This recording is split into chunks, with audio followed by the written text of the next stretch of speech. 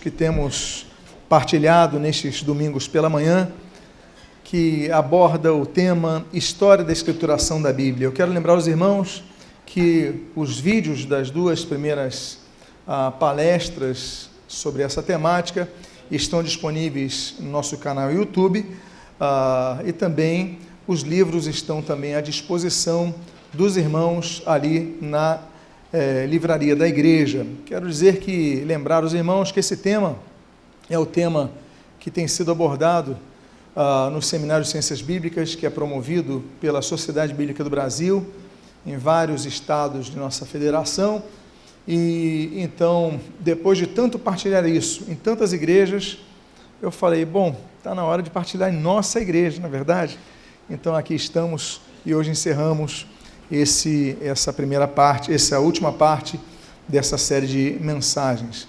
Esse é o livro, a capa do livro, ela também está disponível pela internet. E os slides que os irmãos estão vendo, eles estão disponíveis através do meu site, martinholutero.org. Você clica ali em esboços e ali então você tem à disposição uma opção ali, História da Escrituração da Bíblia. Você vai estar lá, vídeo, livro e slides. Você clica em slides, baixa no teu computador, ou seja, todos os slides que você está vendo aqui estão disponíveis para você acessar, tá bom, gente?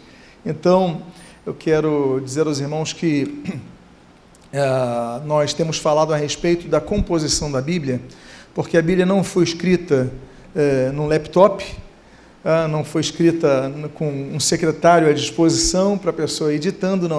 São vários contextos, vários escritores, já falamos sobre isso, e também, de maneira especial, falar sobre os vários materiais que a compuseram. Os irmãos podem me lembrar sobre os tipos de materiais que nós tratamos aqui nos domingos anteriores, sobre os quais foram escritos os textos da Bíblia? Podem me lembrar?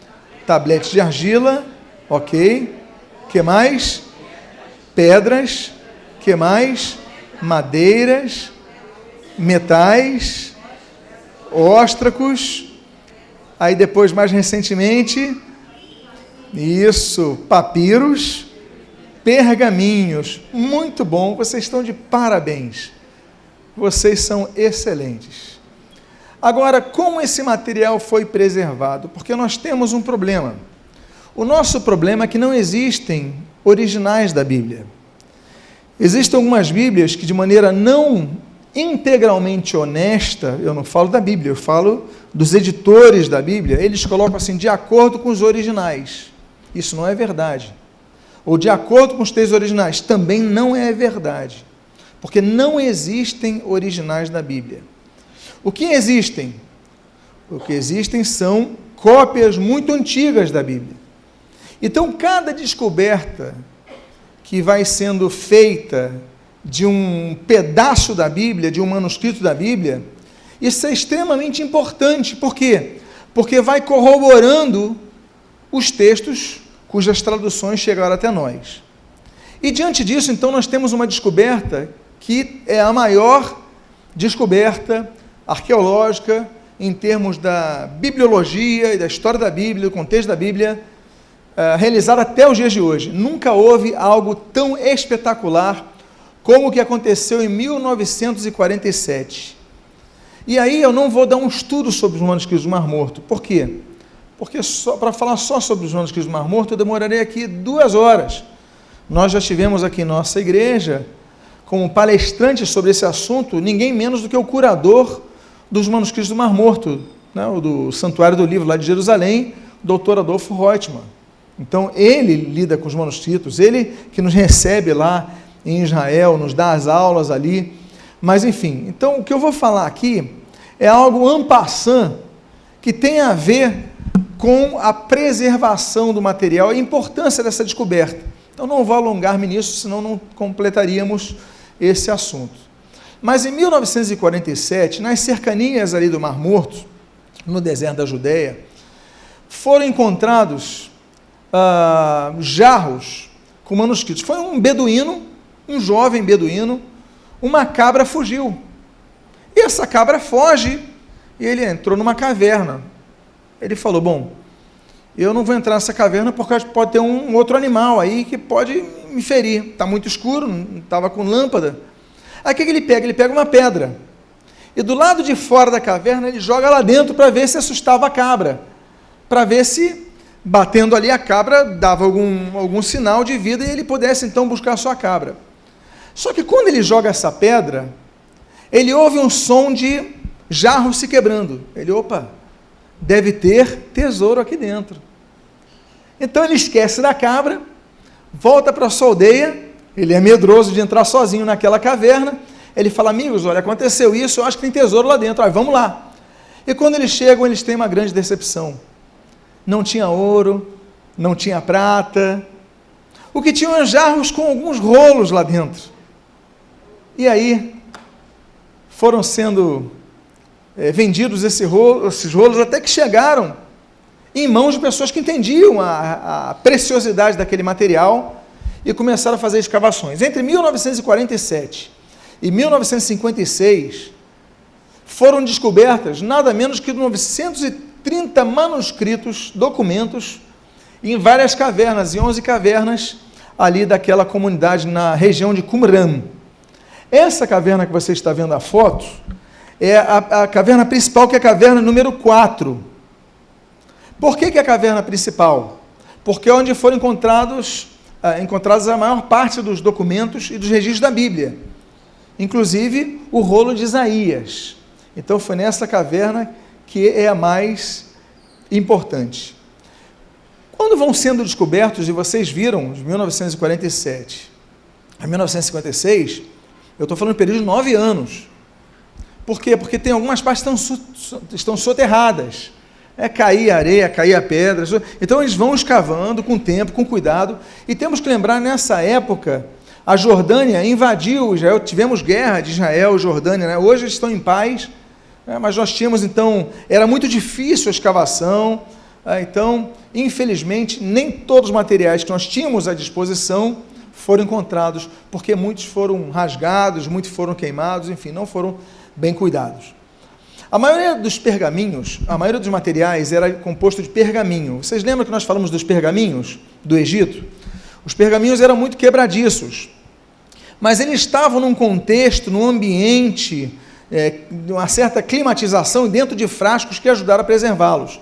Mas também tínhamos textos em cobre, por exemplo, tínhamos textos em pergaminho. Então, quando vão descobrindo os textos, olha a importância dessas descobertas de manuscritos do Mar Morto. Elas abrangem, aqui não é 400, é 300 e alguma coisa, 300 e poucos anos, porque são materiais que são escritos do ano 250 a.C. a 68 depois de Cristo. Esse é o período que eles estavam lá.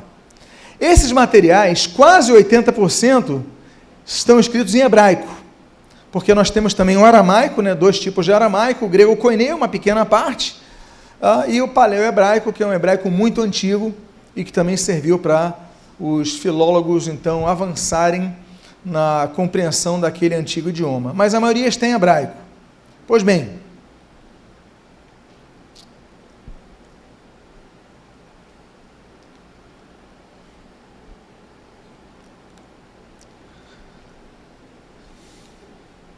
eu tinha pedido algum tempo para verem as baterias aqui. Eu vou pedir então ajuda, por favor. Você pode voltar Ok, eu vou avançar aqui. Peço desculpa aos irmãos, mas tecnologia tem as vantagens, mas às vezes a gente pego despreparado, na verdade, desprevenido. Pois bem, essa análise eu trato em outro livro, mas temos 3 categorias básicas de materiais que são encontrados no Mar Morto. Temos escritos bíblicos e temos todos os livros da Bíblia, com exceção do livro de Esther, e também temos comentários dos textos bíblicos. Os comentários citam textos da Bíblia. Então, toda a Bíblia, todos os 66 livros, nós temos 65 livros, os livros do Antigo Testamento. Dos 39 livros, nós temos 38 que são encontrados lá. Nós também temos escritos apócrifos e nós temos a literatura da própria comunidade Qumran. Esse daqui é o rolo do livro de Isaías, que foi encontrado na caverna 4, não na 1, mas na 4, ali em Qumran. Então, aqui você já tem uma ideia, a ideia mais próxima, porque esse daqui é o documento mais antigo de um rolo, que era ali do texto da Bíblia, você tem a ideia exata do material que era lido um pouco antes da época de Cristo e na época de Cristo. Então, era esse mais ou menos o material, ok? E qual foi a grande importância? Bom, a grande importância, e aí eu vou pedir atenção para você de maneira muito especial, é sobre a Bíblia que nós carregamos aqui. Porque nós tivemos um período, por exemplo, o período do liberalismo teológico que avançou na Europa de maneira muito forte, e muitas pessoas contestavam a Bíblia. Não, a Bíblia foi sendo adulterada ao longo do tempo, a Bíblia foi sendo manipulada ao longo do tempo. Então, havia muitos comentários porque não havia originais, havia escritos antigos. E antes dos manuscritos do Mar Morto serem descobertos, os textos mais antigos que nós tínhamos da Bíblia eram 2 códices. O Códex de Alepo, que é uma cidade da Síria, e Alepo nos vem à memória porque foi muito atacada recentemente, né, a guerra que está havendo ali, a guerra civil na Síria, então muito bombardeio em Alepo. Pois bem, tem o Códex de Alepo do ano 920 depois de Cristo.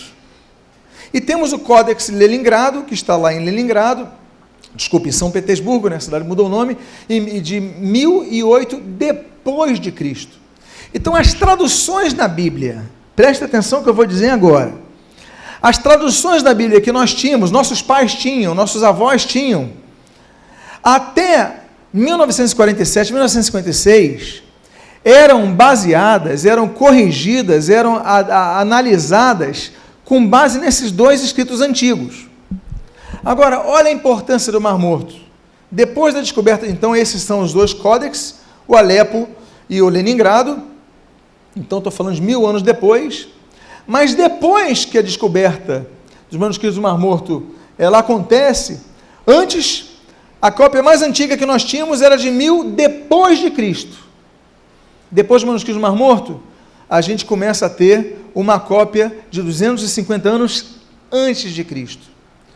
Então, 2 questões aqui. A primeira, ela começa a fechar esse tipo de argumento que a Bíblia foi manipulada, adulterada e alterada no seu conteúdo. Por quê? Porque se nós nos baseávamos em traduções de 1000 depois de Cristo, quando vão sendo descobertas, a gente fala, mas a tradução de 250 antes de Cristo bate, é coerente, é a mesma coisa, a mesma ideia. Então se confirma que a Bíblia é o mesmo texto, que passou o tempo e não houve manipulação, adulteração. Segundo ponto importante é a tradução que nós temos. Por quê? Geralmente nós pensamos o seguinte, eu tenho uma Bíblia lá em casa bem antiga. Aí você fala, se a Bíblia dele é antiga, a minha foi impressa agora em 2000 alguma coisa, e a Bíblia dele foi impressa em 1940, ora, a Bíblia dele é mais próxima aos textos originais. Não, pelo contrário. As Bíblias mais recentes, elas são mais fiéis do que as Bíblias mais antigas que nós temos. Por quê? Porque as mais recentes, elas foram analisadas com os textos mais antigos, de séculos antes de Cristo. Então, ou seja, houve uma reanálise, algumas palavras, a ideia não mudou, mas algumas palavras mudaram, algumas questões de números, numerais mudaram. Então, mas a Bíblia continua a mesma.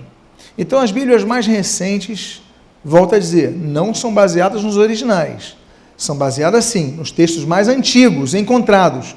Então, as mais recentes são baseadas em textos mais antigos. Por isso, a grande importância que nós temos no manuscrito do Mar Morto. E aí, essa experiência, eu já falei sobre isso, quem tinha tradução até 1940 se baseava numa versão mais recente, ok? É importante dizer também que os manuscritos da Bíblia hebraica que foram encontrados usavam muito a versão da Septuaginta, que é uma versão que foi feita ali na Grécia entre 280 e 200 anos de Cristo. Por que isso é interessante? Porque tem textos do Novo Testamento que os autores do Novo Testamento mencionam textos do Antigo Testamento. Só que quando eles mencionam na tua Bíblia, no Novo Testamento, tem alguma diferença com os textos do Antigo Testamento. Mas por quê? Por causa da tradução. Mas, volto a dizer, uma das diferenças, por exemplo, da Bíblia dos protestantes para a Bíblia dos católicos romanos tem essa base. Por quê? Porque os católicos romanos, eles vão fazendo suas traduções em cima das traduções que vão surgindo. Nós temos Jerônimo com a Vulgata, nós temos a versão Ítala, aí nós temos a Septuaginta, baseada na Septuaginta. Mas os protestantes, eles entenderam o seguinte: não, a Bíblia diz que os oráculos de Deus vêm dos judeus. Os judeus têm preservado isso ao longo do tempo. Então, as traduções dos protestantes, elas se baseiam no texto que foi preservado pelos judeus, pelo rabinato judaico. Então, em outras palavras, não é baseado na Septuaginta, é baseado num texto que eles mantiveram, ok? Bom, vamos avante. Por que foram preservados? Esse é um jarro original de lá, que está no museu, no Santuário do Livro, ali no Museu de Israel. E esse é o vaso, então, um dos vasos que foi encontrado intacto, que guardaram os manuscritos do Mar Morto. Por que foram preservados? Primeiro, por estarem escondidos em cavernas de difícil acesso. Nós sempre, nas nossas viagens, nós vamos a Qumran. E quando nós vamos lá, você vê que o acesso é difícil. Ok? Hoje é fácil. Hoje tem estrada, claro. Hoje você tem escada. Mas naquela época era mais difícil. Segundo, a temperatura das cavernas. É provável que muitos textos da Bíblia tenham esfarelado, mas ali foram preservados porque a caverna, apesar do sol causticante, estou falando do deserto da Judéia, eles tinham uma temperatura que preservava, através desse invólucro aí, desse jarro, o material. Terceiro, o tipo de material, o tipo de barro que era feito. Nem todo barro conseguiria preservar aquele tipo de material, mas era um barro de um tipo de mineral que havia naquela região, que então preservava bem esse tipo de material. Por favor, dê o Enter, por gentileza, para a gente continuar aqui. Pode voltar. Ok. Temos um outro material que onde a Bíblia é escrita. Esse material se chama palimpsesto. Eu sei que é mais difícil de você gravar o nome, e eu deixei ele por último. A única coisa que eu quero que você preste atenção é nessa imagem desse palimpsesto. Você está vendo que aqui tem textos que estão escritos nessa direção, e você está vendo outros textos escritos aqui, ou seja, uns estão na vertical e outros na horizontal. Você consegue reparar isso na imagem? Então, palimpsestos vem de palim, que é de novo, psal, que significa riscar. Ou seja, é um tipo de material que a pessoa reaproveitou. Não havia papelaria na época. Não havia, e lembro para vocês que tanto papiro como pergaminho foram caros, até, claro, que a comercialização começou a descer o preço, a concorrência, enfim. Mas até isso surgir, eram materiais caros. A pessoa não tinha, ela queria anotar alguma coisa. Então, o que elas faziam? Elas pegavam um material, um pergaminho, um papiro, e está vendo psal, que significa riscar? Ela pegava e riscava, pegava um tipo de estilete, tirava a tinta e escrevia de novo para aproveitar o material. Bom, isso é interessante por quê? Porque, infelizmente, alguém queria anotar os sermões de um pregador chamado Efrem, e para isso ele apagou os textos da própria Bíblia. Olha o sujeito, não, eu gosto muito desse pregador, Efrem. Tanto é que é o Códex Efraimita. E ele apaga a própria Bíblia para escrever. Imagina você, falou assim, já o pastor está pregando, eu vou apagar o texto da Bíblia para anotar a pregação dele. A gente não entende isso, mas na época o sujeito que fez trabalho, a gente tem outras Bíblias aqui, eu vou apagar essa. Bom, esse material não é pouco, mas dos 318 manuscritos unciais, ou seja, com escritas maiúsculas, lembro para vocês que a invenção das letras minúsculas é muito posterior, ok? Então, do Novo Testamento, 52 são palimpsestos. E aí, esse Códex Efraimita, o que acontece? Esse Códex, quando descobrem que tem um texto debaixo das pregações de Efrem, os católicos romanos chamam ele de Santo Efrem, ele é um santo da Igreja Católica Romana. Enfim, por isso que é Códex Efraimita, de Efrem, o sírio. Então, eles pegam um texto da Bíblia, em pergaminho, de 345 depois de Cristo, eles raspam um texto, 100 anos depois, 100 anos depois já tinha um valor também, não já? Além do texto ser bíblico, mas aí o sujeito não quer dizer, não, eu quero anotar as pregações do Efrem. E aí, então, ele anota 38 sermões de Efrem, e esse é o texto que você está vendo. Você consegue ver, então, aqui, o texto que foi raspado, e aqui o novo texto escrito, ok? Ele reaproveitou. Por que nós temos essa imagem? As técnicas de infravermelho. Então, depois que alguém descobriu que tinha texto raspado, foram colocar infravermelho e viram que tinha o texto bíblico embaixo. Então, só sobraram desse material, porque os outros foram perdidos, 64 folhas do Antigo Testamento e 145 do Novo Testamento. Isso aqui sobrou. Agora vamos aos formatos. Nós falamos dos materiais onde o texto foi escrito. Mas e os formatos para registro da escrita? Porque eu volto àquela ideia, que é uma ideia fantasiosa, de um sujeito numa mesa com uma vela, aí ele pega uma pena de ganso e fica escrevendo, não é isso? Aí você fala, a Bíblia foi escrita assim. Não, a Bíblia não foi escrita assim. Então, é provável que a Bíblia tenha sido assim num texto muito pequeno do Novo Testamento e em alguns casos. Mas a maioria dos casos foi feito com outro tipo de material. Quais foram os dois materiais básicos, padrões? Primeiro, os rolos. Nós temos, então, o surgimento dos rolos, e daí vem a palavra Bíblia. Vocês lembram que na primeira palestra nós falamos da palavra Bíblia, que vem de Biblia, ok? Que é o plural de Tabíblia, que é o plural é Tabíblia, que é de Biblion, da região de Biblion, que significa os rolos. Então, Bíblia, na verdade, significa rolos. Porque a Bíblia, apesar de hoje estar apenas um livro aqui na nossa mão, mas na época eram vários rolos. Então, rolos. E aí era fácil para transporte. Nós temos um texto bíblico, por exemplo, que fala sobre isso. Ali, o de Jeremias 36:4. Então, Jeremias chamou a Baruque, filho de Nerias, e escreveu Baruque no rolo, ali, Megilot, rolo, segundo o que ditou Jeremias todas as palavras que o Senhor havia revelado. Ou seja, nós temos um texto da Bíblia muito específico, por exemplo, aqui, Jeremias, que Jeremias nós tínhamos lido, que ele escreveu em tabletes de argila, lembram que nós falamos na primeira palestra?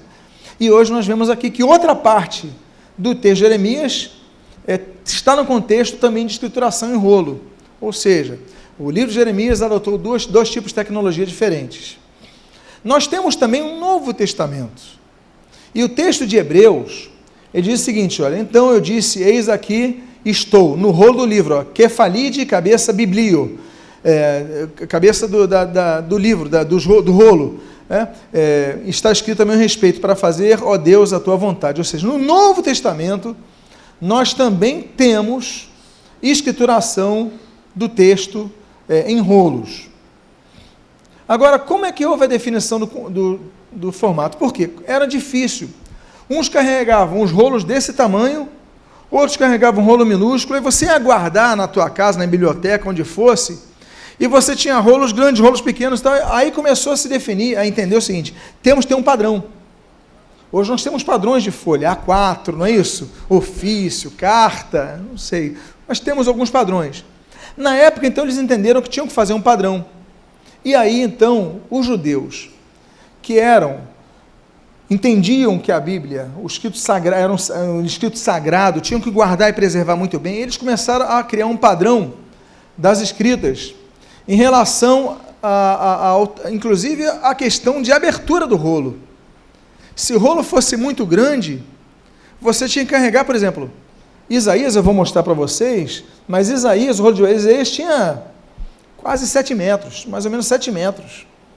Imagina você ter que abrir em Isaías 30, você tinha que ir procurando, e olha, não tinha hífen para separar as linhas, não tinha separação de palavras, era tudo junto, ok? Então era muito difícil. Então, os judeus começaram a fazer um padrão. Bom, agora a gente vai escrever os livros do Antigo Testamento, da Tanar, nós vamos ter um padrão, 4 regras. Primeira regra, deve escrever colunas com a largura de uma mão. Você consegue ver uma imagem aqui que eu coloquei de uma mão sobreposta? Consegue ver? Então aqui, eles pegavam e falavam assim, vamos começar a usar um padrão. Esse daqui é a largura do rolo, os rolos vão ter essa largura. ok? Abre a tua mão. Já tem mais ou menos o tamanho que tinha que ser a coluna desse material. A segunda regra que começaram a estabelecer é a altura da coluna, a altura máxima, que era de um côvado, que é mais ou menos 45 centímetros, na época de Ezequiel 52, 51,8, mas você consegue ver aqui sobreposta uma imagem de um braço de uma pessoa? Eu não sei se aí atrás nas televisões de trás você consegue ver. Então aqui nós temos o cotovelo da pessoa, tá vendo? E a ponta do dedo anular. Essa distância, então, ó, faz assim, daqui até aqui, essa era a altura máxima do texto que eles tinham que anotar. Então, ele já tem o formato da largura, já tem o formato da altura dos textos da Bíblia.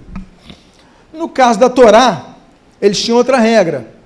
Bom, todo Shabat, né, todo sábado eles leem a Escritura, e eles não leem como nós lemos. Quer dizer, estou falando da sinagoga, né, eles têm liberdade de ler como nós lemos.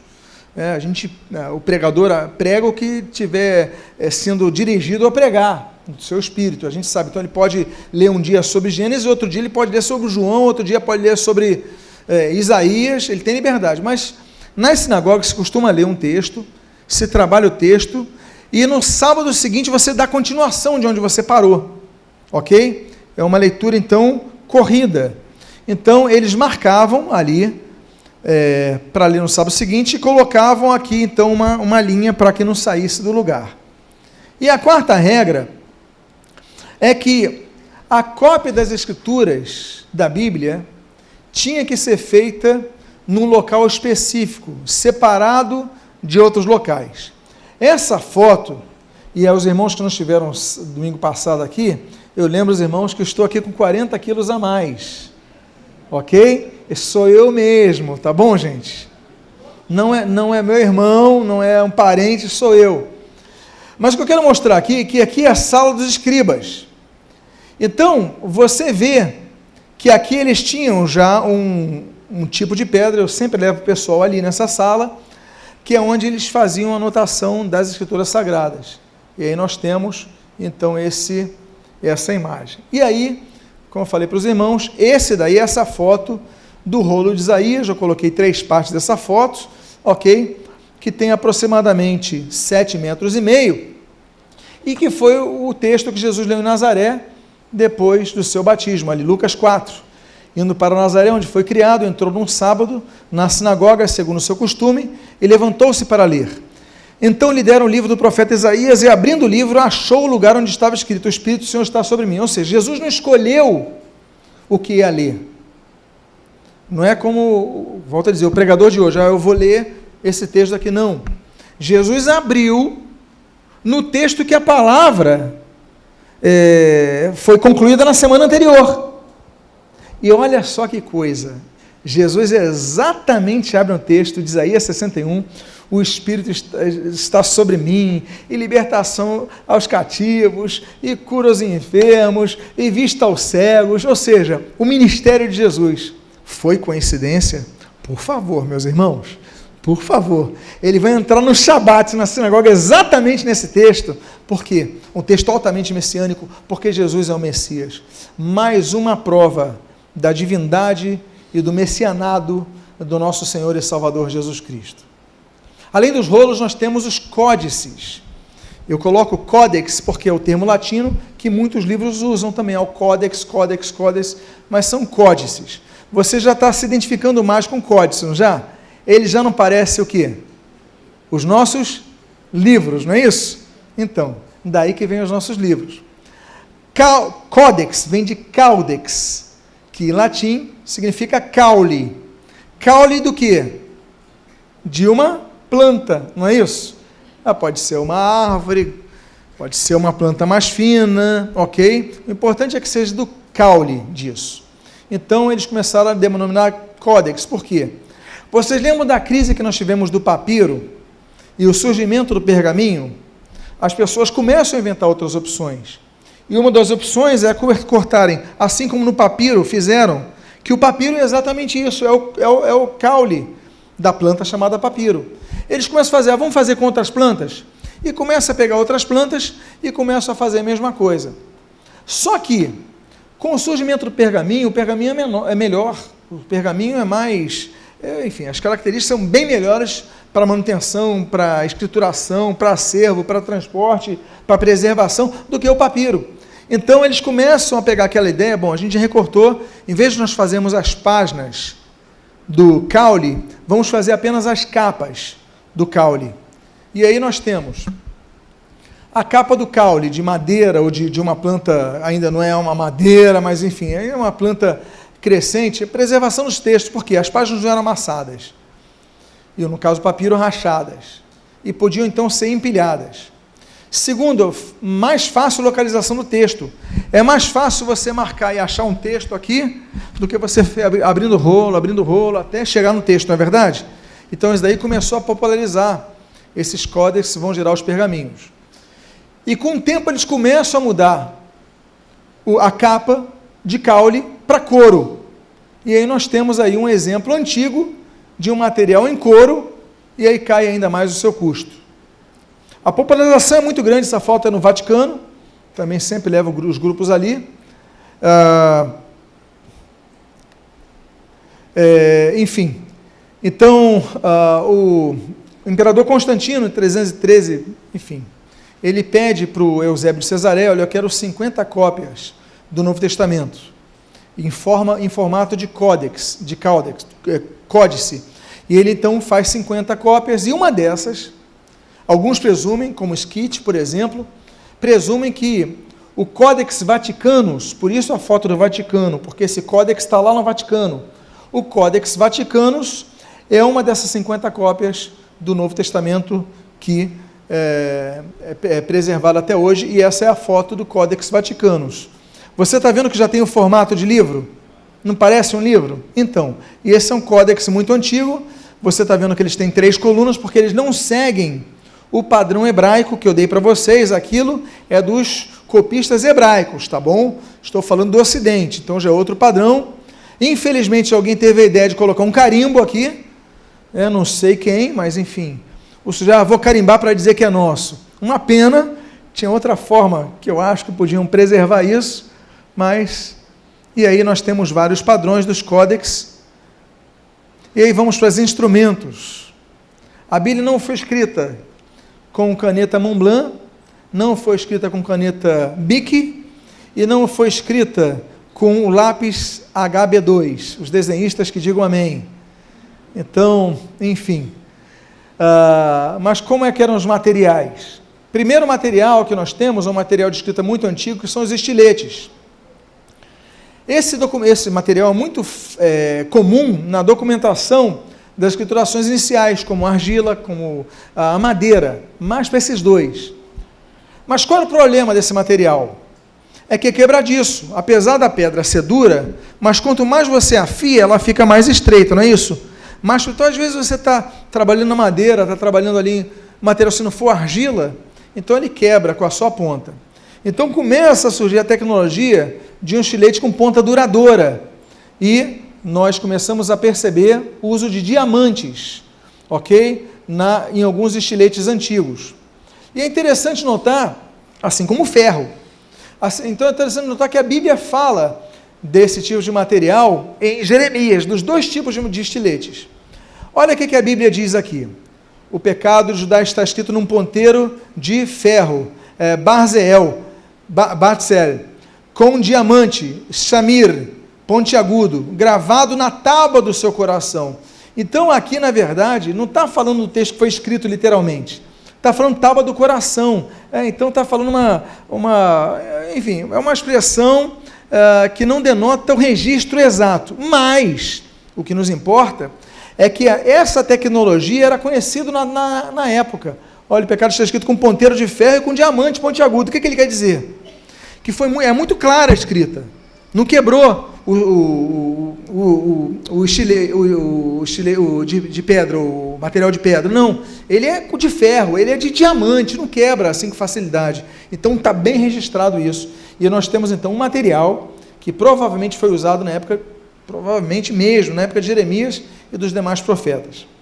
Um outro material é o cinzel. Esse, inclusive, que está aí, do Museu Egípcio, foi encontrado numa pirâmide, então é da época de Ramsés II.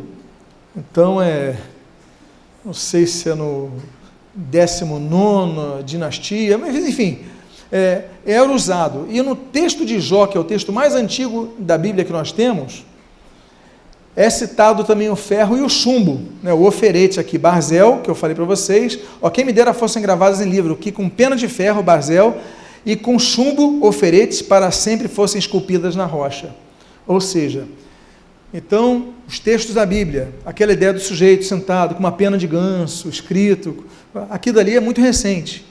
A maioria do texto da Bíblia foi escrita talhada, ok? Com estilete, com cinzel e com canivete, ok? Eu sei que hoje em dia ninguém anda com canivete, com exceção dos torcedores do Flamengo. Anda com canivete na rua, assim, para qualquer coisa, ganhar um extra, mas com todo respeito, viu? Sem nenhuma perseguição, tá bom, gente? Mas tirando essa torcida, ninguém anda com canivete no bolso, mas na época se usava canivete. O rei Joaquim, por exemplo, ele fica muito irritado com Jeudi, e a Bíblia diz ali em Jeremias 36, 23 o seguinte: tendo Jeudi lido 3 ou 4 folhas do livro, cortou o rei Joaquim com um canivete de escrivão, Otar Cafar, e o lançou no fogo que havia no braseiro, e assim como todo rolo se consumiu no fogo que estava no braseiro. Ele não aceita aquela pregação, não aceita aquela palavra, não aceita aquela demonstração. Então ele pega o que a Bíblia chama de canivete de escrivão. Por quê? Porque todo escrivão andava com canivete. Por quê? Porque precisa documentar alguma coisa, eu já estou com o material aqui. Então, eu vou pegar uma madeira, um pedaço de madeira e vou começar a escrever. Então, você começa a ver a tecnologia de escrita da época. E essa tecnologia, o rei tinha. Pelo menos esse rei era instruído na leitura, ou ele tinha à sua disposição, por ter um escrivão, como o Jeudi ali do lado, ele pega e rasga e começa a cortar com canivete. Ok, gente? E as tintas? Estamos caminhando para o nosso final. As tintas. Nós sabemos que os chineses já usavam tinta 3.000 anos antes de Cristo. Assim como papel, vão ser os chineses que vão inventar. Mas esse material ainda era desconhecido no Oriente Médio, onde foi escrita a Bíblia. Então, as primeiras tintas, e você que é mãe vai lembrar do teu filho voltando do futebol quando vê essa foto, não é verdade? Quem aqui lembra do filho? Pelo menos o pé do filho nessa cor. Pois é. Tintas à base de fuligem. A primeira tecnologia vai ser essa, baseada no carvão. Porque o pessoal vai esquentar alguma coisa, vai pegar o carvão, ainda que frio, e vai sujar a mão. Aí ele vai ver, opa, isso daqui dá para registrar alguma coisa. Então, se pegava em primeiro lugar a fuligem, que é obtida da combustão da madeira, depois colocava na água uma cola animal e um óleo vegetal. Para quê? Para que essa tinta permanecesse, porque senão sai fácil. Então você vê nesse prato esse processo. Depois nós temos, nós temos então esse material escrito, só que o pessoal fala o seguinte, irmão, mas se alguém passar a mão, ou se cai uma água, se apaga com facilidade. Então nós temos que começar a desenvolver uma nova tecnologia de tinta. Então a Bíblia foi escrita em parte em carvão? É possível.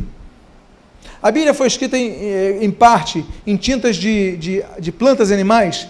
É provável. Por quê? Porque essa tecnologia ela vai vigorar muito no contexto da época da elaboração da Bíblia. Lembra os irmãos que o comércio, grandes comércios naquela região, era entre Egito e Índia. E no meio do caminho para o Egito, para chegar no Egito, você então passava ali pela região de Israel, do atual Israel. Então, essa troca de experiências, das tecnologias de tinta que os indianos produziam, ela começa a ser adotada pelos egípcios, e claro, os hebreus ali naquele contexto. Então, a primeira planta que é trazida da Índia, que produz boa tinta, é a anileira, daí vem o nome anil. Alguém já ouviu o nome anil ao invés do nome azul? Então, é porque é da planta anileira. A anileira é dessa cor, é interessante, porque ela é rosa, não é isso? Mas quando você pressiona ela, enfim, você trabalha nela, ela vai ficando com esse tom azul quando você esmaga as flores. Então eles percebem que o resultado de esmagar dessas flores, ele traz uma cor e também fica um registro por um tempo. No papiro, por exemplo, eles falaram, esse material é bom para escrever. Então nós temos essa tecnologia. As cores vermelhas, violetas e marrons, ela já tem a garança, como essa planta daqui, que inclusive é verde e amarela, mas essa planta ela vai dar base ao marrom e dali vai se extrair o vermelho, o violeta, o laranja, e essa garança já tem no Egito, né? E tem no Brasil também. Então você pega das raízes dela, você corta ela, pega a raiz, começa a triturar e você começa a ter os tons de tinta. E eles veem assim, isso daqui é bom para papiro, isso é bom para escrever em pedra, esse registro fica. Agora, é possível que textos da Bíblia tenham sido escritos desse material? É possível, é possível. E a sépia? Bom, aí nós temos os cefalópodes. Cefalópodes é como a lula, como o polvo, enfim. Os mergulhadores notavam que quando eles iam pegar uma lula, uma sépia, um polvo, esse animal jogava na cara deles como uma forma de defesa, um tipo de líquido escuro, não é isso? Aqui temos uma foto que mostra bem a imagem. Ele está se defendendo, ele joga esse líquido. E os mergulhadores da época entendiam o seguinte, bom, essa tinta ficou na minha roupa, não saiu. Ou seja, vamos começar a pegar então esses cefalópodes e vamos começar a extrair esse material para produzir tinta. E aí começa a se produzir os tons de sépia, que vai gerar o tom de preto. Ou seja, começa a se popularizar a escrita. Mas aí as pessoas notam o seguinte, com o tempo essa tinta se desgasta. A do anil, claro, algumas ficam, mas outros se desgastam, cai uma água, pega muito sol e tal.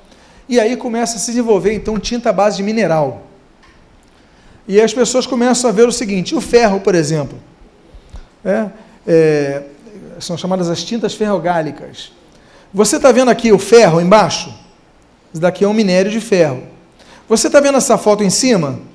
Isso daqui é um rio com minério de ferro.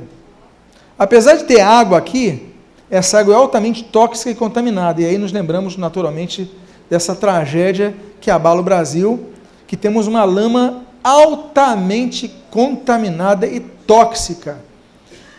Estamos falando de Brumadinho, mas não estamos falando apenas das tragédias que aconteceram agora. Nós temos que ficar atentos aos bombeiros, porque os bombeiros de Brumadinho estão mergulhando nessa lama e estão se contaminando, não é profecia, tá, gente? Então, assim, que Deus abençoe essas vidas, que essa empresa e o aporte do Estado auxiliem no tratamento deles o mais rápido possível, para que eles se preservem de problemas com contato mineral da pele direta.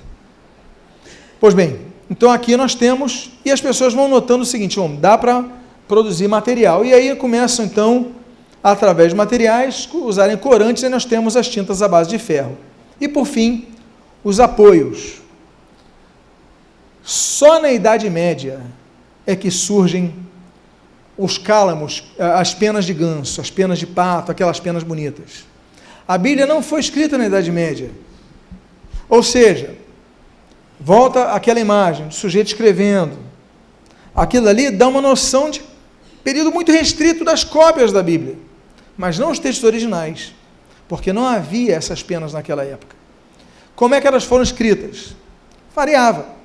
Geralmente, por exemplo, era o talho da mesma planta, por exemplo, papiro, aqui é um talho de papiro.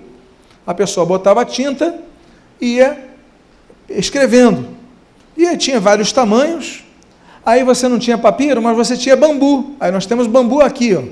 Aí, ó, bambu dá, você corta ali, tá vendo a ponta cortada? Tudo com ponta feita, para a tinta escorrer numa pontinha para você conseguir escrever. E aí você, então, tem um texto da Bíblia que menciona isso.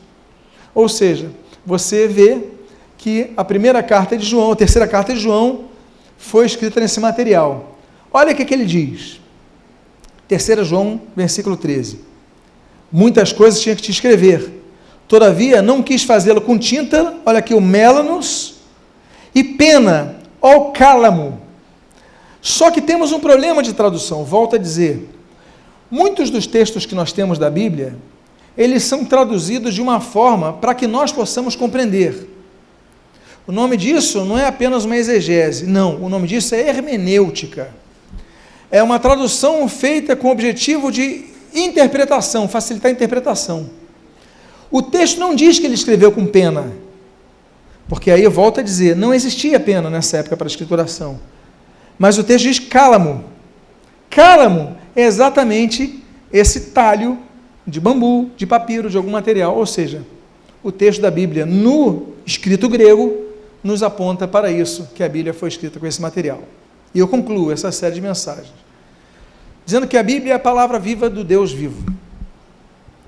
Assim como ela ecoou no coração daqueles primeiros escritores, a Bíblia continua falando aos nossos corações hoje.